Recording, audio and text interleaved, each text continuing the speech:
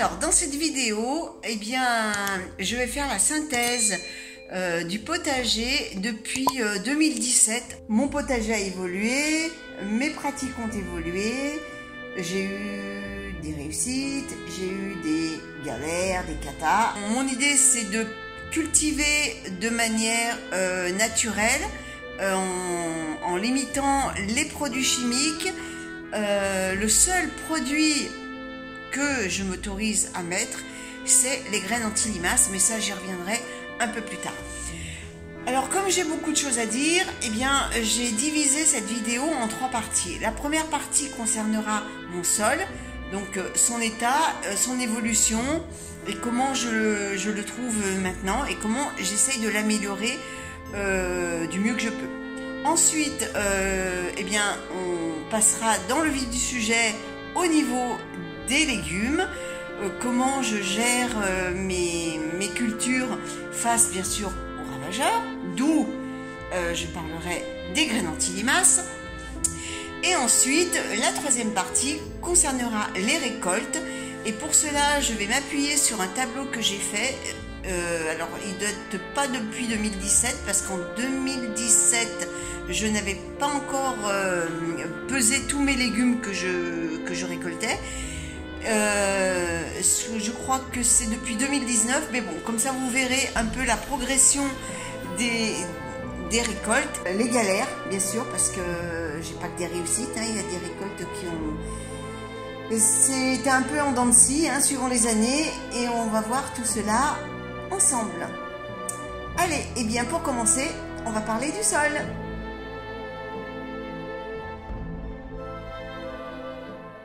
Alors mon sol est d'une nature argileuse, il est très compact, il fait facilement des grosses mottes dures à casser.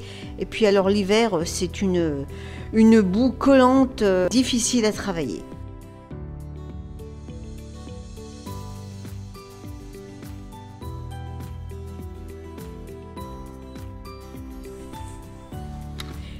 Et donc pour l'améliorer, eh bien, je lui apporte plusieurs éléments comme la tonte de pelouse, l'herbe arrachée, compost, BRF, etc.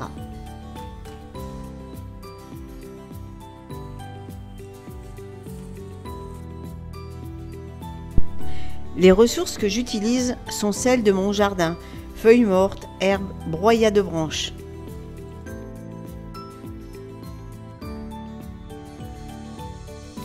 Pour décompacter le sol, j'utilise soit la grelinette, soit la griffe rotative. Je me sers de la griffe rotative lorsque l'espace est assez restreint et m'empêche d'utiliser correctement la grelinette. Alors tout cela est bien joli, mais cela ne sert à rien sans la moindre humidité. Outre les récupérateurs d'eau placés aux 4 coins de la maison, je dispose d'une cuve de 1000 litres qui me permet d'avoir une réserve d'eau suffisante, à condition bien sûr que Dame Nature veuille bien me donner quelques larmes du ciel. Néanmoins, pour m'éviter des allers-retours fastidieux avec l'arrosoir, je mets en place un système de goutte à goutte avec des bouteilles, que ce soit des bouteilles d'eau ou des bouteilles de lait. Une terre fertile doit impérativement recevoir de l'eau, sans quoi vous aurez beau mettre un paillage de 30 cm, vos légumes ne pousseront pas. Tous ces soins que j'apporte à mon sol, je suis arrivée au bout de 4 ans à avoir sur certaines parcelles un sol plus aéré et moins compact. Mais rien n'est acquis, car sans apport régulier, il retrouve sa structure d'origine. Alors ici, je ne parle pas du fumier de poule qui vient agrémenter le compost, car c'est plus un engrais qu'un amendement, car c'est un fumier qui est très concentré. Par contre, j'utilise du fumier de cheval déshydraté, hein, donc en granulé, à défaut de fumier frais, qui me donne entière satisfaction. De plus, le stockage est plus aisé, car je le mets dans l'ancienne niche du chien, et ni vu ni connu, il est rangé.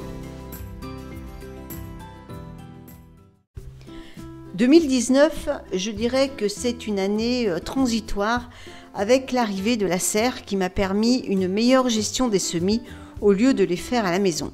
C'est également l'année où j'ai véritablement réorganisé le potager afin d'optimiser la moindre place. Alors je préfère de loin les semis en godet ou en terrine au départ qu'aux semis en pleine terre. Bien sûr, avec certains légumes comme les carottes par exemple, bien le semis en alvéole est un peu plus délicat, bien que certains jardiniers le fassent. Hein. Bon, là il n'y a pas de souci, mais c'est quand même un peu plus aléatoire parce que la carotte n'aime pas trop être repiquée en pleine terre. Mais autrement, pour tous les autres légumes, hein, que ce soit haricots verts, laitue, maïs, fèves, courgettes, voilà, je ne parle pas de tomates parce que de toute façon les tomates, dans notre pays, il vaut mieux les semer en terrine au chaud. Ça me permet de surveiller la levée, de m'éviter le fameux éclaircissage et puis je les tiens éloignés des prédateurs. Alors au niveau des prédateurs, eh bien j'ai trouvé qu'une solution, le ferramol. Alors épargnez-moi toutes les astuces, hein, j'en ai eu des tonnes, mais non, ça ne fonctionne pas. Le marc-café, les coquilles d'œufs, le piège à bière, bien que le piège à bière, elles viennent s'y noyer, mais il y en a plein d'autres qui arrivent derrière parce que ce sont des ivrognes. Ensuite, qu'est-ce qu'il y a encore comme piège? Oh bah il y a le ramassage nocturne. Alors là, on oublie tout de suite. Moi, j'ai pas envie de me balader la nuit à la lampe frontale pour ramasser les gastéropodes. Ça ne m'intéresse absolument pas. J'ai autre chose à faire le soir. Donc, eh bien, après avoir tout essayé, j'en avais marre de me faire dégommer, surtout que je n'ai pas non plus 1 hectare de terre. Il y a une année où je me suis fait dégommer plus de 70% de mes plants, que ce soit laitue, œillets d'Inde, courgettes, haricots verts, et j'en passe. Donc, moi, mon but, c'est quand même de récolter des légumes. Les limaces, elles sont bien mignonnes, mais au bout d'un moment, il faut réguler tout ça. Alors, dans la vie, il faut faire des choix. Je sais que les limaces sont utiles au potager, qu'elles transforment les déchets en matière organique, patin, couffin, oui, ça je le sais. Mais quand elles deviennent un peu trop imposantes au niveau en nombre, hein, je précise, bah, je suis désolée, mais moi je régule parce que moi mon but c'est quand même de récolter des légumes et non de faire de l'élevage de limaces. Alors je tiens à préciser que ce choix est validé par l'absence de prédateurs et ce n'est pas faute d'avoir laissé des zones sauvages pour essayer de les attirer, de même que des niches comme des tas de pierres ou de bois. Mais en 4 ans, je n'ai vu ni hérisson, ni orvet, ni crapaud. Donc, le régulateur, c'est moi.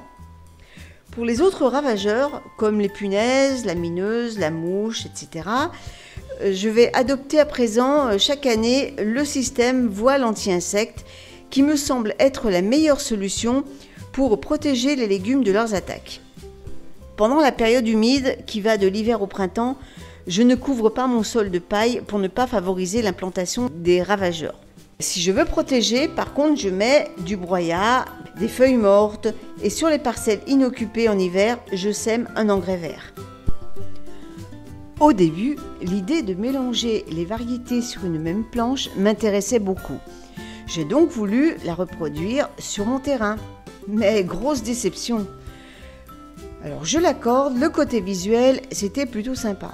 Mais alors, le rendement laissait à désirer.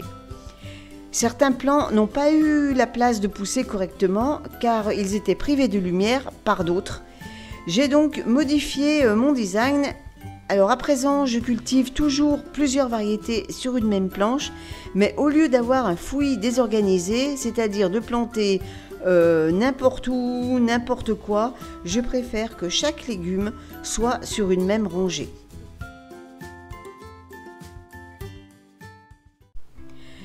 Passons maintenant aux récoltes, qui est, entre nous soit dit, le moment tant attendu du jardinier. Mais parfois, grande est la déception, et ce pour plusieurs facteurs. Météo désastreuse, invasion, maladie, ou tout simplement un caprice de Dame Nature. Vous avez beau choyer vos plants, apporter toute l'attention qu'ils demandent, la victoire n'est pas gagnée. D'une année à l'autre, tout peut se remettre en question et vous faire redescendre d'un piédestal. Alors, c'est en toute humilité que je vous montre un tableau récapitulant les récoltes sur 3 années consécutives. Le total des récoltes pour 2021 n'est pas définitif car j'ai encore quelques poivrons, courgettes et blettes que je récolte encore. Mais cela peut vous donner une idée approximative de l'évolution de mon potager. Alors, lorsqu'il y a un 0, c'est que soit il n'y a pas eu de culture du légume concerné ou que la récolte a été quasi nulle. D'une vision globale, je dirais que mes récoltes sont en progression malgré certaines baisses significatives comme par exemple la tomate où cette année je n'ai récolté que 1,520 kg contre 10,451 kg l'année dernière et aux alentours de 29 kg en 2019. L'écart est dû à une attaque massive de punaises l'année dernière et l'arrivée du mildiou cette année due justement à une année très pluvieuse. Par contre, cette année, les courgettes ont explosé le record. Avec 24 kg cette année, l'année dernière, avec l'invasion des limaces, je n'ai eu que 600 grammes. Il y a des légumes qui ont bien donné, mais dont les récoltes sont en baisse car j'en ai tout simplement moins cultivé. C'est le cas de la blette et de l'ail. Ma conclusion dans tout ça. Alors, malgré certaines difficultés avec certains légumes, comme les pois, les concombres ou encore les radis, je suis quand même contente de la tournure que prend le potager. Il s'améliore et je m'améliore également en essuyant des échecs, mais vous connaissez le dicton, on apprend toujours de ses erreurs. Il faut savoir se remettre en question et puis avancer petit à petit. J'espère que cette vidéo vous a plu et on se retrouve dimanche pour une nouvelle semaine au jardin.